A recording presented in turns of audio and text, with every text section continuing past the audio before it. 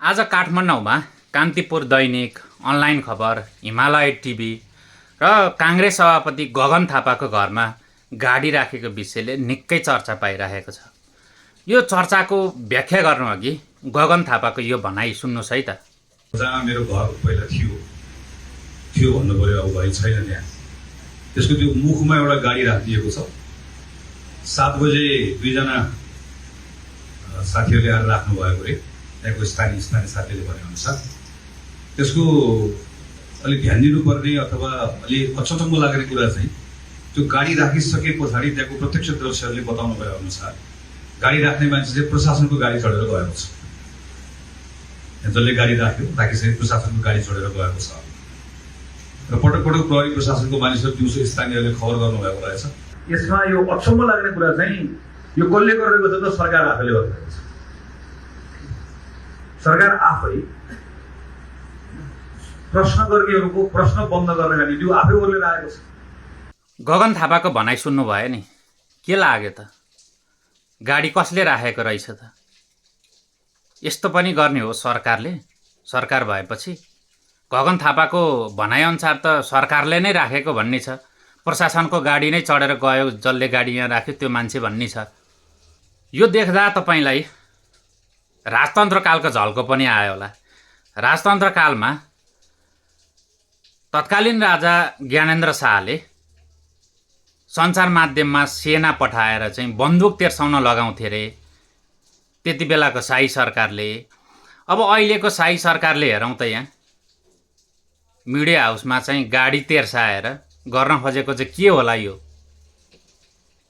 कान्तिपुर पब्लिकेसनको गेटैमा राखेको गाडी चाहिँ 01 छ, 8480 नम्बरको गाडी रासपाका नेता रवि जयसवालको रहेछ। उनले चढ्ने गरेको गाडी रहेछ यो। उनलाई चाहिँ यहाँभन्दा अगाडिका रासपाका महामन्त्री, जो पहिला अहिलेका प्रधानमन्त्री बालेन शाह काठमाडौँ महानगरपालिकाको मेयर हुँदा स्वकीय सचिव बसेका थिए भूपदेव शाह, उनले रविलाई रासपाको विभागमा मनोनित गरेको पनि रहेछ। अहिले त्यो फोटो पनि भाइरल भएको छ। र अनलाइन खबरको गेटमा तेर्स्याइएको गाडी भने एउटा आँखा क्लिनिकको सञ्चालकको रहेछ।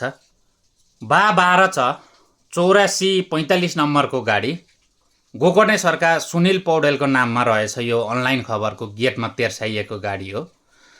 तर उनले मैले यो गाडी आज नचढेको भनेर चाहिँ अर्को नम्बर दिएका रहेछन् र त्यो नम्बरमा अनलाइन खबरले फोन गर्दाखेरि चाहिँ तथा नाम भनेछ। अनलाइन खबरले समाचार नै लेखेको छ, ह्यान त्यान यो भन्यो त्यो भन्यो भनेर। यो कस्तो तरिका रहेछ सरकारको, हेर्नुहोस् त ल। अनि हिजो न्यू रोडमा चाहिँ पार्किङ अव्यवस्थित भयो भनेर यिनै मान्छेहरू भुइँया पिटिराखेका थिए। यो पार्किङ कसरी अव्यवस्थित भएको रहेछ? यो आजको गाडी आतङ्कले प्रष्टै भयो कि भएन त? कि भएन र यति हुँदाखेरि पनि?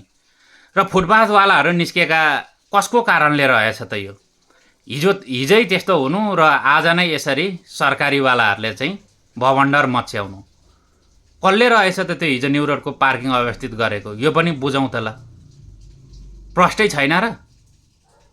एउटा ट्रोल नेपाल भन्ने फेसबुक पेज छ, त्यो चाहिँ प्रधानमन्त्री बालेन शाहका राजनीतिक सल्लाहकार कुमार बेनको हो।